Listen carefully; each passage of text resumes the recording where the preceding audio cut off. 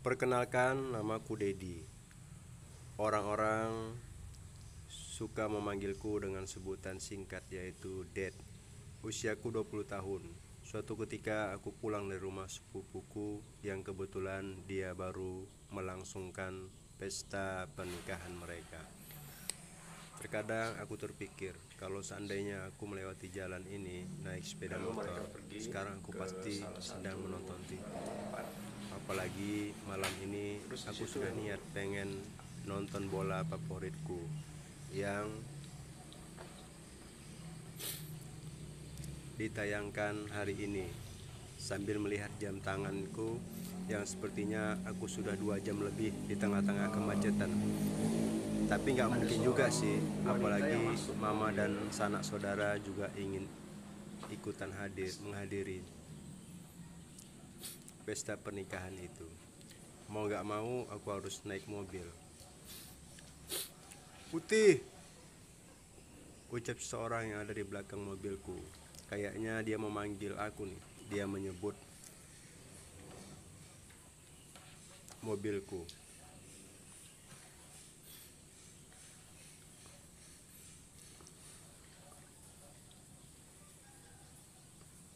Jadi dia mengirain Aku bahwa dari dalam mobil menoleh dari jendela putih dalam mobil. keadaan macet seperti itu ya memiliki apa ya, Sebenarnya agak ribet, di depan di belakangku ada mobil yang sama posisinya berhenti sama seperti aku, yang sedang berhenti dikarenakan macet parah. Aku mengklakson mobil depan. Siapa tahu dia mau bergeser maju sedikit ke depan. Namun tidak ada respon sama sekali. Aku memanggil si pemilik gerobak tersebut. Mas, mas, coba minta tolong sama mobil depan agar mau maju sedikit, ucapku. Setelah si pemilik gerobak tersebut menyamperin mobil depan, akhirnya si pemilik gerobak tersebut bisa menyeberang jalan dan dengan celah jalan. Pak Mahmud ini, Om Mahmud ini Pas-pasan dengan gerobaknya. Tiba-tiba aku melihat aparat kepolisian melihat satu persatu mobil sepanjang jalan yang sedang terkena macet. jadi kalau misalnya Wah, ada sebuah gawat pemilu nih. ya, Kayaknya razia besar-besaran. Aku mengecek surat-surat STNK, KTP, jadi pada masa SIM itu ya kita yang ada di laci mobil, di dompet, semua sebelum mikirnya polisinya datang untuk akan menanyakan. Tapi ternyata ketinggalan di rumah. Waduh, gawat nih, pasti kena tilang. Aku mengintip dari celah mobil. Wah, gawat, sedikit lagi Pak polisi akan kesini. Seandainya mobil depan jalannya lancar, selamat di dari polisi. Nah, mantap.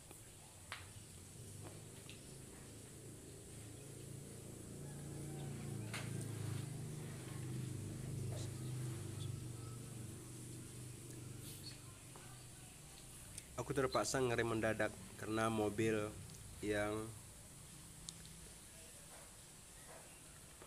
di depanku ternyata masih mengalami terus kemacetan Robi, yang panjang. inginkan Ucapku kesal sambil melirik polisi yang sedang memeriksa mobil yang ada di depanku. Persis kurang lebih jaraknya 3 mobil dari mobilku. Ketika aku terkejut, ada seorang wanita masuk ke mobilku.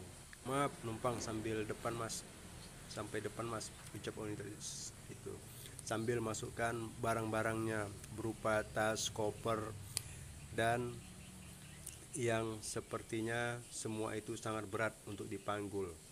Tadinya aku ingin menolak dia, tapi karena aku merasa kasihan, tidak mengapalah, lagian wanita ini. Bahkan mobilku pun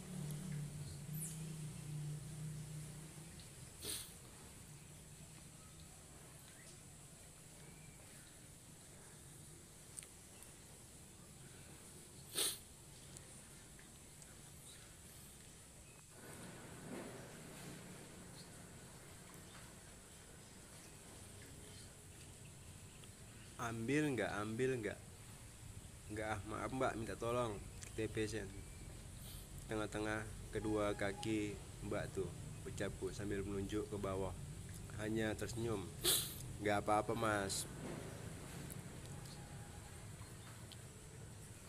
ambil saja, kita kan sudah sama-sama dewasa. Jadi melihat yang bentuk-bentuk gituan sudah suatu hal yang biasa, ucapnya sambil senyum. Mau tidak mau aku mengambil dengan tanganku sendiri. Apalagi kondisi wanita itu sangat ribet untuk bergerak karena kiri kanannya dipenuhi beberapa tas. Bahkan duduknya pun sambil memangku tas yang sangat besar. Maklum, mungkin dia takut tertinggal di mobil. Ternyata pikirku dalam hati. Setelah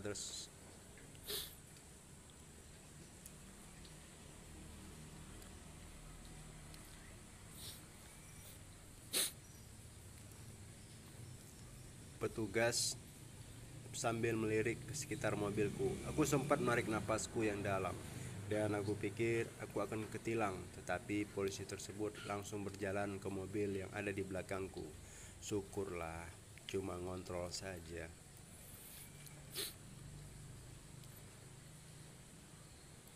Ucapku, iya, saya malah pikir tadi Pak polisinya ingin memeriksa berkas vaksin yang saya emang tidak ada.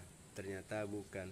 Syukur dah, ucap wanita tersebut. Tiba-tiba kembali melintas seorang polisi yang sepertinya ingin menyusul polisi yang sejak tadi ada di depannya. Maaf pak, emang ada apa ya pak? Tanyaku. Kita sedang mengejar seorang yang membawa bahan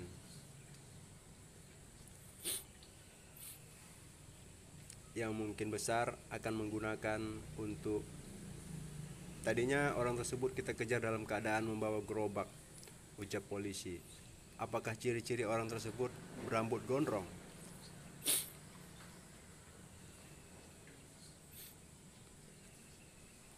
Tersebut berambut gondrong.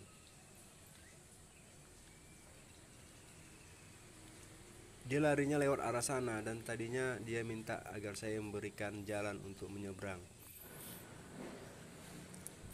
Dan dia lewatnya dari belakang mobil saya. Nah itu dia, ucapku sambil menunjuk ke arah orang yang membawa gerobak tersebut. Lalu seluruh anggota polisi tersebut pun langsung mengejar pembawa gerobak tersebut. Karena jalan mulai macet, aku tidak bisa menyaksikan dari apalagi mobil-mobil yang ada di belakangku terus-menerus mengelakson agar aku melaju. Karena sepertinya mereka ingin cepat sampai ke tempat tujuan mereka. Aku merasa tidak enak untuk bersantai di dalam mobil. Aku injak gas sampai akhirnya kecepatan mobilku. Lalu mereka pergi ke salah satu per jam. tempat.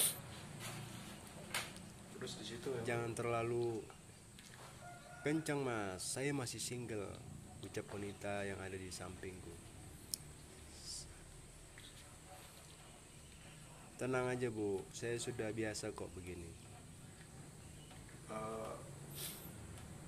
ada seorang wanita yang masuk mobil. Ucapnya.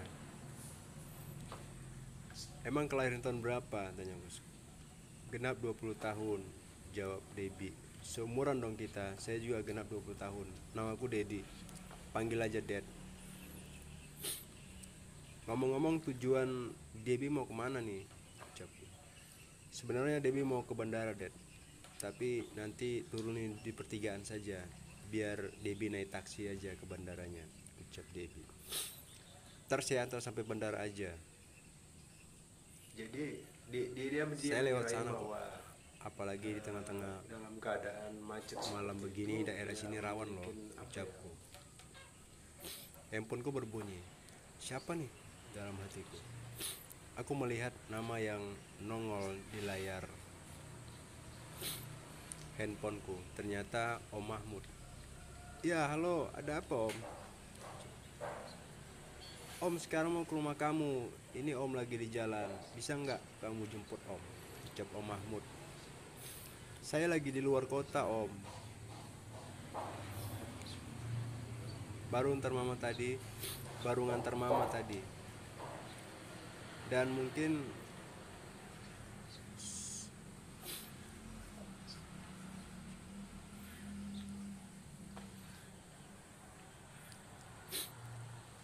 Dan soalnya paman om lagi di jalan, lagi di kereta. Pak Mahmud Sama ini, lagi perjalanan. Om Mahmud ini Begitu Dedi sudah sampai di rumah. Sekarang Dedi lagi di jalan menuju rumah nih. Ucapku. Iya. jadi kalau Mahmud misalnya dengan ada sebuah pemilu ya, menutup pembicaraan dari telepon. Karena sudah sampai di bandara, aku pun mengambil jalur lambat lalu berhenti pas di depan pintu lobi bandara. jadi pada masa itu ya kita Suara dari arah aba-aba security di bandara tersebut. Maaf mas, langsung aja parkir di depan, ucap security tersebut. Apalagi mobil-mobil yang ada di belakangku ternyata cukup panjang antriannya.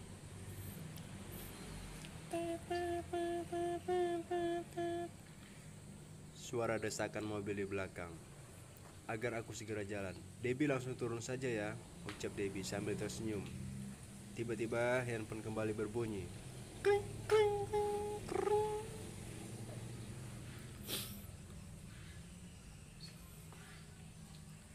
Iya, ada apa om? Ucapku.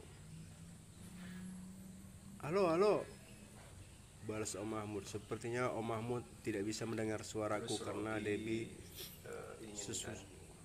turun dari mobil. Aku pun bergegas memajukan mobilku, sekalian menjauh dari keleksonan mobil yang ada di belakangku agar suara terdengar dari sambungan telepon Om Mahmud.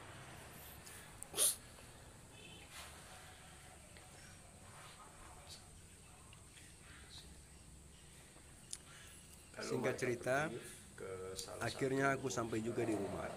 Dan beberapa menit kemudian ternyata Om Mahmud pun sampai di rumah, persis dengan dugaanku dari awal. Di pagi hari, aku terbangun dalam tidurku karena mendengar suara Om Mahmud dan beberapa warga sedang bercanda. Tapi sepertinya mereka bicara soal calon bupati yang akan dipilih. Aku iseng mengintip dari jendela kamarku. Ternyata Pak Iwan, Pak Buyung, dan beberapa tetanggaku yang lajang, salah satunya Robi. Kemarin siang, tetangga Capa Uwan. Ya segitu. Lebih baik kamu yang nomor 1 aja. Kamu dapat. Jadi dia mengirain bahwa Sambil menunjuk spanduk yang baru dia pasang. Di spanduk itu terlihat gambar wajah calon bupati dan wakil bupatinya nomor 1.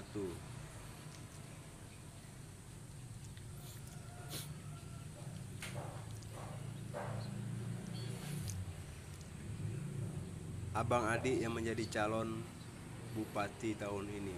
Kenapa nggak saling mengalah saja mereka?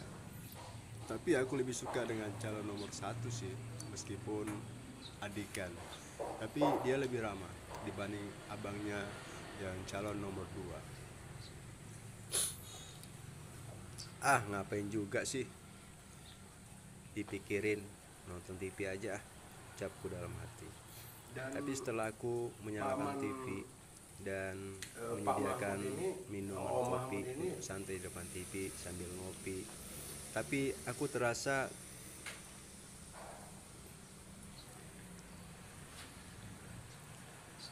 siaran TV tidak ada yang menarik, hanya lawakan kaleng seorang artis yang sangat kaku. Terkadang nonton acara begituan, bukannya kita terhibur, malah dapat cepat terkubur. Karena di TV tidak ada yang seru. Iseng aku bersih-bersih mobil Aku memandang permukaan mobil semua yang penuh mikirnya lumpur akan di samping kiri kanannya. Bahkan ban pun seperti terbuat dari bebatuan dikarenakan lumpur yang sudah mengering tebal. Harus dicuci juga nih, ucapku dalam hati. Aku mulai di bagian dalam mobil terlebih dahulu. Apalagi kemarin aku ngemil snack. Sewaktu di perjalanan kemarin, aku mengangkat karpet mobilku, lalu menyapu plastik-plastik snack yang ada di dalam mobilku. Tiba-tiba aku melihat tas kecil yang terletak di pojok bangku depan. Wah, tasnya Debbie nih ketinggalan, ucapku dalam hati. Aku membuka resleting tas tersebut. Ternyata isi tas tersebut adalah kamera yang sepertinya harga kamera ini cukup mahal dan masih baru. Gimana ngembaliinnya nih? Alamatnya aku nggak tahu, nomornya juga nggak tahu.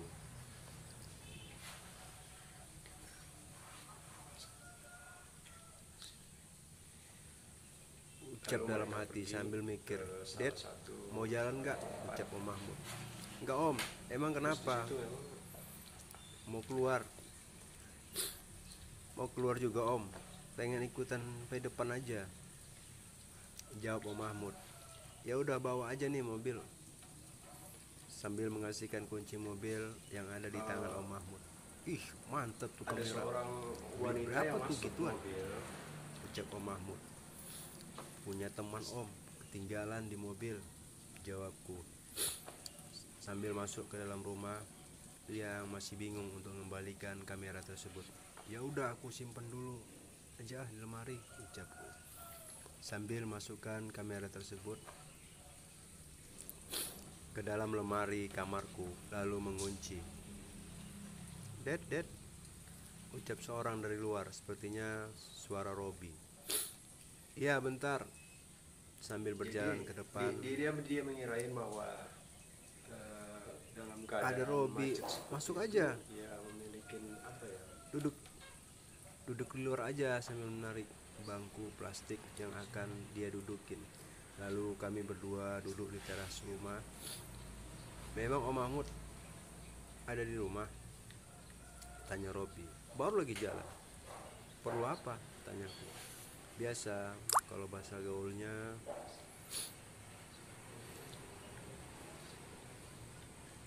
hahaha, ucap Robi sambil tertawa. Bisa aja kamu Rob, panas loh. Kebanyakan yang makan uang gituan hidup gak berkah, ujung-ujungnya semua urusan berantakan. Dan paman Keluarga Pak berantakan. Mahmud ini, Om Mahmud ini, Ya seram lah untuk dibayangkan. Apalagi kalau membangun masjid juga katanya nggak dapat. Gak usah jadi kalau ngomong gituan misalnya ah. ada sebuah pemilu ya, Cerita yang lain aja. Lagian aku bukan buat sekarang zaman. Kalau nggak gitu kita pada nggak masa itu ya kita sampai tua bangka. Apalagi semua mikirnya tahu sendiri akan sekarang buat lamaran saja berapa, minimal harus punya uang 20 juta.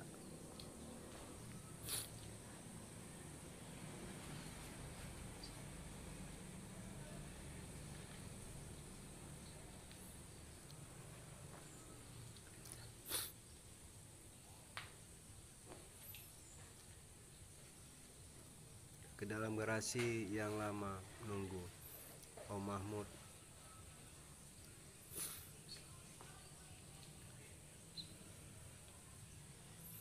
Ya nggak begitu lama sih Om.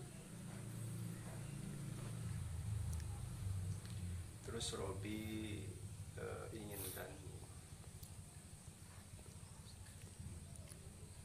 Kamu tulis saja nama orang tua kamu, nama yang harus sesuai dengan KTP, agar punya data buat, sambil mengasihkan lembaran kertas dan pulpen ke tangan Robi, dan Robi langsung mengisi kertas yang sudah ada ditempel. Terus di situ memang Kamu mau dapat? Saya nggak mau begituan om, jawabku.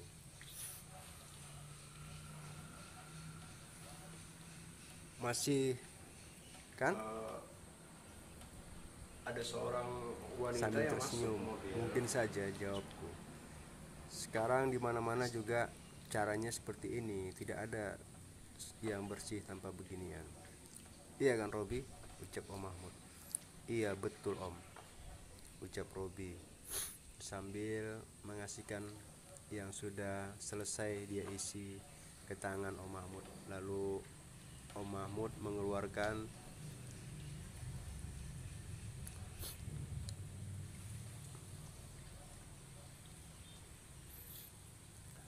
Jadi dia mengirain bahwa satu ikatnya.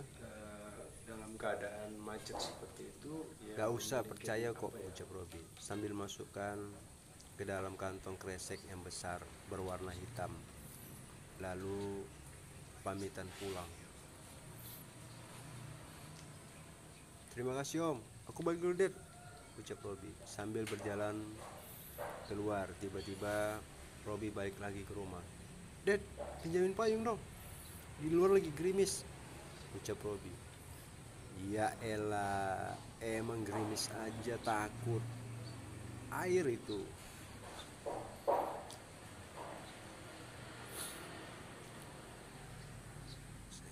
Bukan hanya gerimis saja nih, tapi kayaknya bakal hujan deras. Tuh kan, sudah kelihatan menuju ke arah jalan. dan Hujan semakin deras. paman Sambil mengasihkan Pak payung. Mahmud ini Sekalian Mahmud aku ini nanti kamu.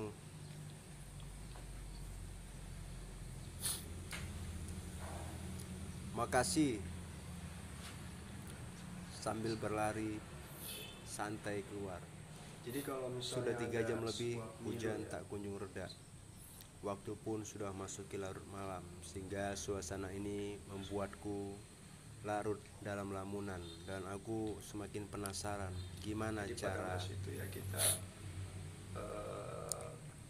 agar semua mikirnya mulangin kamera tersebut. akan Apalagi mungkin di dalam kamera ada pemandangan yang bisa mengetahui rumahnya Debbie. Siapa tahu ada bangunan atau orang yang aku kenal yang sudah terekam di kamera tersebut, pikirku dalam hati. Aku langsung mengambil kamera tersebut dan menghidupkannya. Mulailah terlihat video-video yang sudah terekam di dalam kamera tersebut, dan jumlahnya kurang lebih dari 10 rekaman video. Aku buka rekaman video nomor 1. Terlihat Debbie sedang syuting di sebuah pantai. Kayaknya pantainya itu Pantai Bal. ingin tadi Lalu menyuting beberapa teman wanitanya yang mereka terlihat tertawa sambil mengucapkan beberapa kata hai sambil melambaikan tangan ke arah kamera. Tapi tidak ada satupun yang aku kenal dari teman-temannya. Aku beralih ke rekaman yang lain, lalu mereka dan pergi sepertinya ke terlihat salah Debbie satu sedang tempat. bersolek di depan cermin sambil Terus di situ mengoleskan lipstik. Apalagi terlihat memakai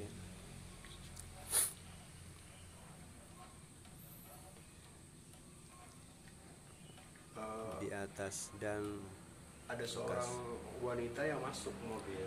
ini video kenang-kenangan saya.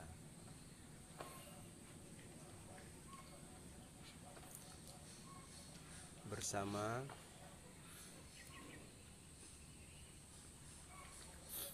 yang mana sih, ucapku dengan penuh penasaran. Gak berapa lama datang seseorang yang sepertinya orang tersebut seorang laki, namun aku tidak melihat wajahnya karena berdiri. Dia mengirain Mereka bahwa sangat dekat dengan kamera tersebut dalam sehingga keadaan macet yang seperti terlihat itu, ia hanya separuh memiliki badannya apa ya, saja. Tapi sepertinya mereka sedang, lalu mereka terlihat menanggalkan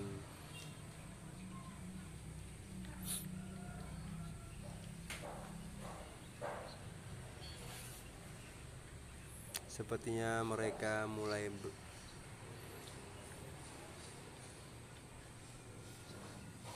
terlihat sedang duduk. Sepertinya mereka sudah selesai. Aku fokus menatap wajahnya, namun wajah cowok tersebut mengarah ke sisi samping yang sepertinya Dan aku sering melihatnya. paman Dan akhirnya Pak wajah Mahmud ini, terlihat Om setelah Mahmud ini, dia melihat kamera yang masih aktif itu. Wah, ini kan ternyata begini ya kelakuannya. jadi kalau misalnya ada sebuah Pantesan. pemilu ya, Lalu menonaktifkan kamera tersebut.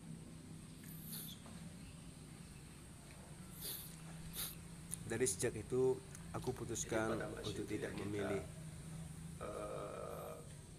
semua mikirnya akan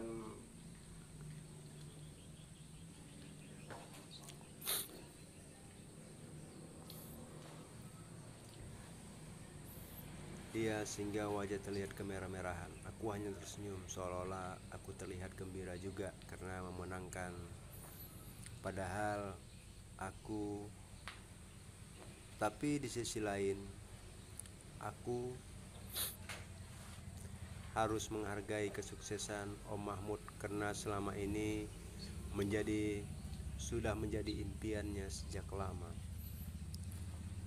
Oh iya, Dad, kamu diundang.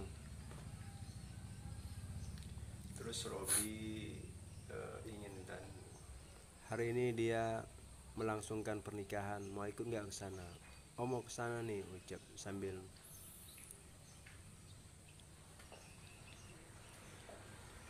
saya kayaknya saya nggak diundang, Om, jawabku. Bukan nggak diundang, kamu Lalu itu mereka diundang, pergi cuma Om saja yang ke lupa salah mengasihkan satu surat undangannya ke kamu. terus di situ memang Kayaknya saya nggak bisa, Om, hari ini. Saya sudah ada janji mau dijengukin pamannya Alia, sedangkan sedang sakit.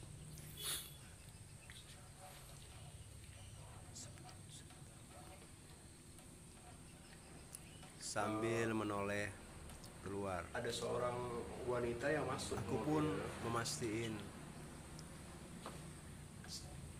keluar. Ternyata benar, yang nyetir sepupunya yang bernama Rina. Yuk berangkat, Dad. Dalam mobil, saya pergi dulu, Om. Oh ya, saya nitip buat Robi, ucapku sambil mengasihkan ke tangan Om Mahmud. Sudah kubungkus dengan amplop putih.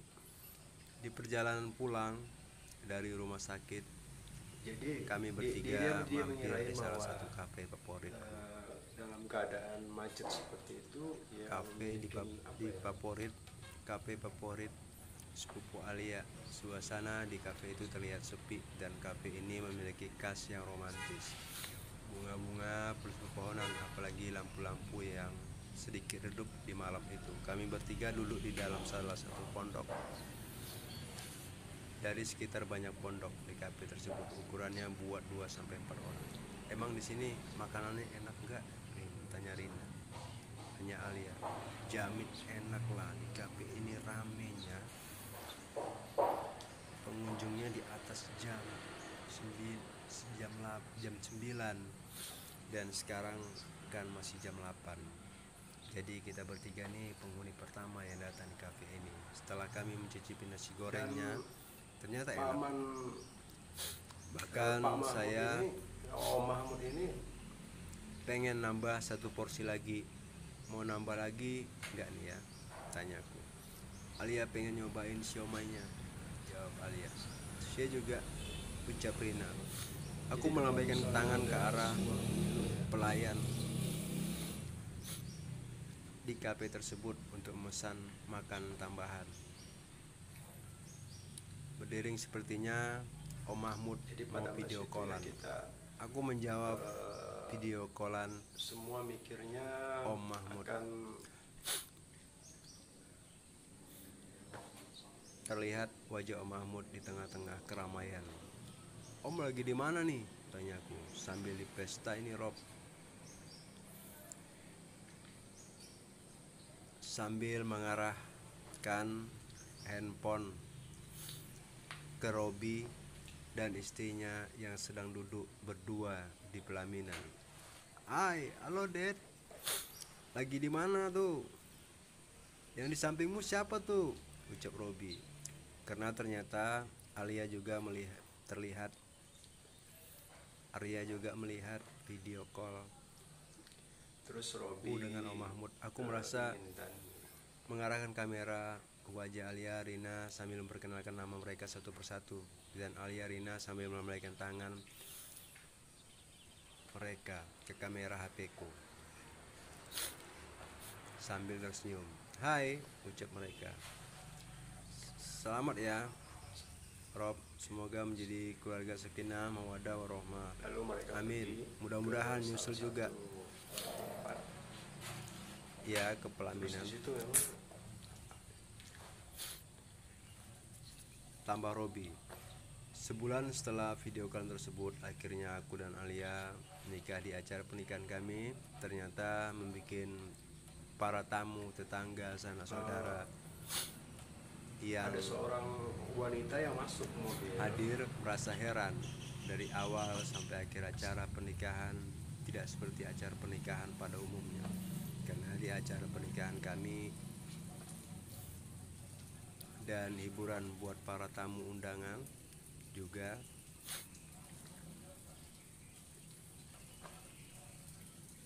bagi aku dan Alia, yang penting di pernikahan ini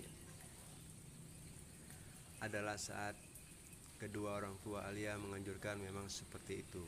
Kata mereka, Jadi kita dia hanya mengirain bahwa mengharapkan dalam gimana keadaan tangga macet kamu seperti bahagia, itu, sebab ya itu memiliki jangan apa ya, diadakan. 3 tahun kemudian, aku dan istri menghadiri acara keluarga di salah satu kafe yang sudah menjadi langgananku dan Alia nongkrong.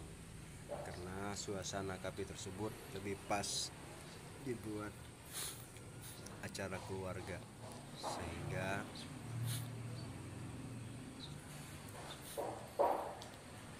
Om Mahmud memilih kafe ini sebagai tempat, dan makanan di kafe ini masakannya sangat enak.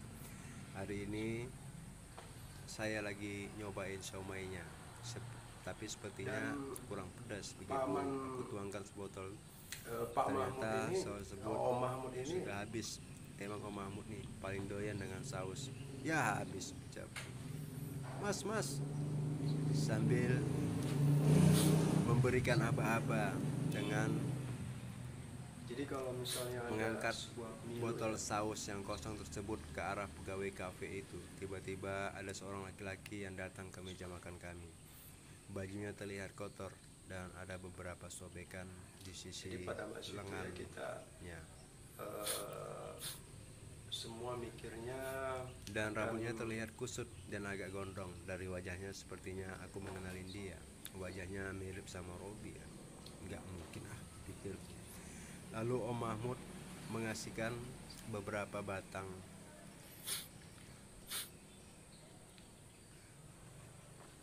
ke pemuda tersebut. Nih Robi, mau makan gak? Ucap Om Mahmud. Bener ternyata Robi, ucapku dalam hati.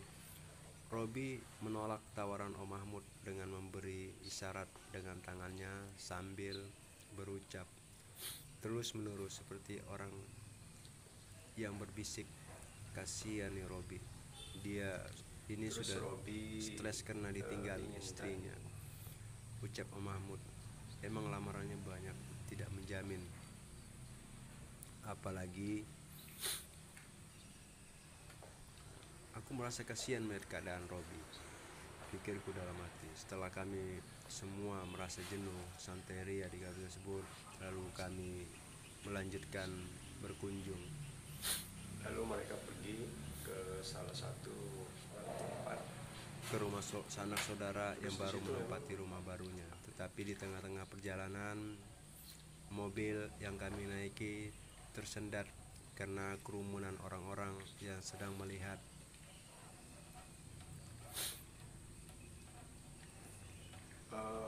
yang baru 2 tahun. Ada seorang wanita yang masuk mobil.